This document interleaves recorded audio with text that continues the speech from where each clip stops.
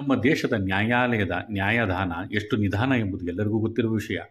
ಆದರೆ ಇದೇ ನ್ಯಾಯಾಧೀಶರು ಅತ್ಯಂತ ವೇಗವಾಗಿ ಅಂದರೆ ಶರವೇಗದಲ್ಲಿ ತೀರ್ಪು ಪ್ರಕಟಿಸುತ್ತಾ ಹೋದರೆ ಪರಿಸ್ಥಿತಿ ಹೇಗಿರಬಹುದು? ಅಪರಾಧಿಗಳು ಹೇಗೆಲ್ಲ ವರ್ತಿಸಬಹುದು? ಅಪರಾಧಿಗಳು ಅಥವಾ ಆರೋಪಿಗಳ ಪರ ವಕೀಲರು ಹೇಗೆ ತಡಬಡಾಯಿಸಬಹುದು ಎಂಬುದಕ್ಕೆ ಉತ್ತರ ಪ್ರದೇಶದ ಸೆಷನ್ಸ್ ನ್ಯಾಯಾಲಯದ ನ್ಯಾಯಾಧೀಶರ ತೀರ್ಪುಗಳೇ ಸಾಕ್ಷಿ. ಹೇಗೆ ಅಂತೀರಾ? ಅದರಿಂದ ಆಗದ ಏನೆಲ್ಲ ಬೆಳವಣಿಗೆಗಳು ಗಮನಿಸಿದ್ದೀರಾ? ಇಲ್ಲಿದೆ ನೋಡಿ ಪೂರ್ತಿ ವಿವರ. ನಮಸ್ಕಾರ ಸ್ನೇಹಿತರೆ, ಕನ್ನಡ ವಾಹಿನಿಗೆ ಸ್ವಾಗತ. ಉತ್ತರ ಪ್ರದೇಶದ ಮುಸಾಫರ್ಬಾದ್ ಹೆಚ್ಚುವರಿ ಜಿಲ್ಲಾ ಮತ್ತು ಸೆಷನ್ಸ್ ನ್ಯಾಯಾಲಯದ ನ್ಯಾಯಾಧೀಶರು 4 ತಿಂಗಳಲ್ಲಿ 10 ಪ್ರಕರಣಗಳಲ್ಲಿ 22 ಮಂದಿಗೆ ಅಪರಾಧಿ ಎಂದು ಘೋಷಿಸಿದ್ದು ಅಲ್ಲದೆ ಮರಣದಂಡನೆ ಶಿಕ್ಷೆ ವಿಧಿಸಿದ್ದಾರೆ.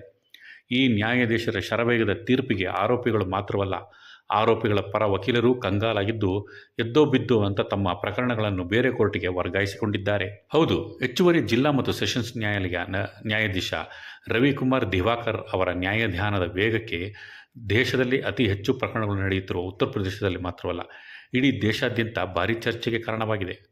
ಈ ರೀತಿಯ ತೀರ್ಪುಗಳು ಹೊರಬಿದ್ದರೆ ದೇಶದಲ್ಲಿ ಅಪರಾಧ ಪ್ರಕರಣಗಳು ತನ್ನಿಂದ ತಾನೇ ಕಡಿಮೆ ಆಗುವುದರಲ್ಲಿ ಸಂಶಯವೇ ಇಲ್ಲ.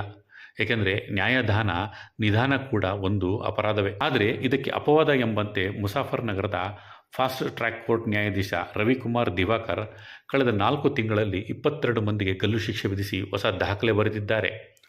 ಕಳೆದ ಏಪ್ರಿಲ್ನಲ್ಲಿ 4 ತಿಂಗಳ ಅವಧಿಯಲ್ಲಿ 10 ಪ್ರಕರಣಗಳಲ್ಲಿ ಒಟ್ಟು 22 ಅಪರಾಧಿಗಳಿಗೆ ಮರಣದಂಡನೆ ಶಿಕ್ಷೆ ವಿಧಿಸಿರುವುದು ಸಂಚಲನ ಸೃಷ್ಟಿಸಿದರೆ ಅಪರಾಧಿಗಳಲ್ಲಿ ಭಯ ಹುಟ್ಟಿಸಿದ್ದಾರೆ.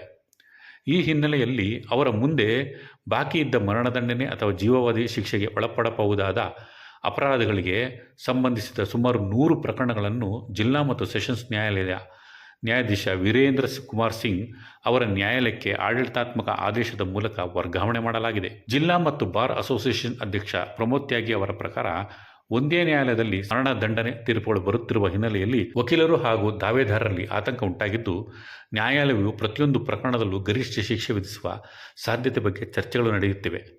ಆದರೆ ಪ್ರಕರಣಗಳ ವರ್ಗಾವಣೆ ನ್ಯಾಯಾಧೀಶರ ತಪ್ಪು ತೀರ್ಮಾನ ಎಂದು ಅಥವಾ ಅದಕ್ಕೆ ಕಾರಣ ಎಂಬುದು ಅಲ್ಲ. ಆಡಳಿತಾತ್ಮಕ ನಿರ್ಧಾರದ ಮೂಲಕ ಬಾಕಿ ಪ್ರಕರಣಗಳನ್ನು ಮತ್ತೊಂದು ನ್ಯಾಯಾಲಯಕ್ಕೆ ಹಂಚಲಾಗಿದೆ ಎಂದು ಸ್ಪಷ್ಟನೆ ನೀಡಿದ್ದಾರೆ. ಆದರೆ ಒಳಮರ್ಮವೇ ಬೇರೆ ಇದೆ.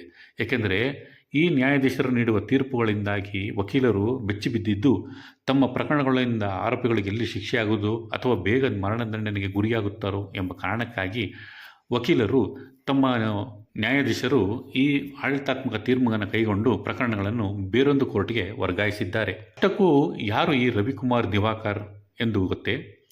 2008ರಲ್ಲಿ ಅಲಹಾಬಾದ್ ನ್ಯಾಯಾಧೀಶರಾಗಿ ಕರ್ತವ್ಯ ಆರಂಭಿಸಿದ ರವಿಕುಮಾರ್ ದಿವಾಕರ್ ಉತ್ತರ ಪ್ರದೇಶದ ನ್ಯಾಯಾಂಗ ಸೇವೆಯ ಹಿರಿಯ ನ್ಯಾಯಾಧೀಶರಾಗಿದ್ದು, 2022ರಲ್ಲಿ ವಾರಾಣಸಿಯ ಜ್ಞಾನವ್ಯಾಪ್ತಿ ಸಂಕೀರ್ಣದ ವಿಡಿಯೋಗ್ರಾಫಿಕ್ ಸಮೀಕ್ಷೆಗೆ ಆದೇಶ ನೀಡಿ ರಾಷ್ಟ್ರಮಟ್ಟದಲ್ಲಿ ಭಾರಿ ಸುದ್ದಿಗೆ ಆಗಿದ್ದರು. ರವಿಕುಮಾರ್ ದಿವಾಕರ್ ತಮ್ಮ ವೃತ್ತಿ ಜೀವನದಲ್ಲಿ ಇದುವರೆಗೆ 35 ಮಂದಿಗೆ ಗಲ್ಲು ಶಿಕ್ಷೆ ವಿಧಿಸಿದ್ದಾರೆ. ಬರೇಲಿಯಲ್ಲಿ ನ್ಯಾಯಾಧೀಶರಾಗಿದ್ದಾಗ 13 ಮಂದಿಗೆ ಹಾಗೂ ಇದೀಗ 22 ಮಂದಿಗೆ ಮರಣದಂಡನೆ ಶಿಕ್ಷೆ ವಿಧಿಸಿದ್ದಾರೆ. ಆದರೆ ರವಿಕುಮಾರ್ ಮರಣದಂಡನೆ ನೀಡಿದ ಯಾವುದೇ ಪ್ರಕರಣದಲ್ಲಿ ಅಪರಾಧಿಗಳಿಗೆ ಶಿಕ್ಷೆಯಾಗಿಲ್ಲ. ಯಾಕೆ ಅಂತೀರಾ? ಅವರು ನೀಡಿದ ತೀರ್ಪುಗಳನ್ನು ಹೈಕೋರ್ಟ್ ಇದುವರೆಗೂ ಎತ್ತಿ ಹಿಡಿದಿಲ್ಲ. ಬದಲಾಗಿ ಇನ್ನೂ ವಿಚಾರಣೆ ಹಂತದಲ್ಲಿಯೇ ಮುಂದುವರೆದಿದೆ. ಬರೇಲಿ ನಂತರ ಅವರು ಚಿತ್ರಕೂಟ್ ನ್ಯಾಯಾಲಯದಲ್ಲಿ ಕೆಲಸ ಮಾಡಿದ್ದ ರವಿಕುಮಾರ್ ನಂತರ ನವೆಂಬರ್ನಲ್ಲಿ ಮುಸಾಫರ್ಬಾದ್ಗೆ ಆಗಮಿಸಿದರು.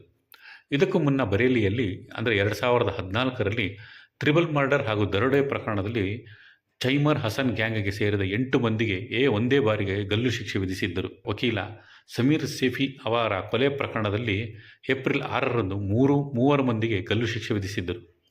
ಏಪ್ರಿಲ್ 28ರಂದು ಮತ್ತೊಂದು ಕೊಲೆ ಪ್ರಕರಣದಲ್ಲಿ ಒಂದೇ ಕುಟುಂಬದ 4 ಗಲ್ಲು ಶಿಕ್ಷೆ ವಿಧಿಸಿದ್ದಾರೆ. ಉಳಿದಂತೆ ವಿವಿಧ ಕೊಲೆ ಪ್ರಕರಣದಲ್ಲಿ ಮೇ 30ರಂದು ಒಬ್ಬನಿಗೆ, ಮೇ 20ರಂದು ಇಬ್ಬರಿಗೆ, ಜುಲೈ 2ರಂದು ಒಬ್ಬರಿಗೆ, ಜುಲೈ 6ರಂದು ಇಬ್ಬರು ಹಾಗೂ ಜುಲೈ 17ರಂದು 4 ಮರಣದಂಡನೆ ಶಿಕ್ಷೆ ವಿಧಿಸಿದ್ದಾರೆ. ಆಗಸ್ಟ್ 14ರಂದು ಸೆಕ್ಯೂರಿಟಿ ಗಾರ್ಡ್ ಕೊಂದು ದರೋಡೆ ಮಾಡಿದ ಪ್ರಕರಣದಲ್ಲಿ 4 ಮಂದಿಗೆ ಮರಣದಂಡನೆ ಶಿಕ್ಷೆ ವಿಧಿಸಿದ್ದಾರೆ. ನ್ಯಾಯಾಧೀಶರು ಶರವೇಗದಲ್ಲಿ ತೀರ್ಪುಗಳನ್ನು ನೀಡುತ್ತಾ ಬಂದರೆ ದೇಶದಲ್ಲಿ ಅಪರಾಧ ಪ್ರಕರಣಗಳು ಕಡಿಮೆಯಾಗುವುದು ಒಂದು ಕಡೆಯಾದರೆ, ಮತ್ತೊಂದು ಕಡೆ ನಿರಪರಾಧಿಗಳಿಗೂ ಶಿಕ್ಷೆಯಾಗುವ ಅಪಾಯವಿದೆ ಎಂಬ ಮಾತುಗಳು ಕೇಳಿಬರುತ್ತಿವೆ. ಆದರೆ ತೀರ್ಪಿನಿಂದ ಅಸಮಾಧಾನವಾಗಿದ್ದರೆ ಮೇಲ್ಮನವಿ ಸಲ್ಲಿಸುವ ಅವಕಾಶಗಳು ಹೇರಳವಾಗಿರುವುದರಿಂದ ಇಂತಹ ತಪ್ಪುಗಳನ್ನು ಕಡಿಮೆ ಮಾಡಬಹುದಾಗಿದೆ. ಒಟ್ಟಿನಲ್ಲಿ ಹೇಳಬೇಕು ಅಂದರೆ ನ್ಯಾಯಾಧೀಶರು ಪ್ರಕರಣಗಳನ್ನು ವರ್ಷಗಳ ಕಾಲ ಎಳೆಯದೆ ಶೀಘ್ರವಾಗಿ ಮುಗಿಸಿ ತೀರ್ಪು ನೀಡಿದರೆ ನ್ಯಾಯಾಲಯದಲ್ಲಿ ಕೊಳೆಯುತ್ತಿರುವ ಲಕ್ಷಾಂತರ ಪ್ರಕರಣಗಳ ಸಂಖ್ಯೆಯೂ ಕಡಿಮೆಯಾಗಬಹುದು ಅಲ್ಲವೇ?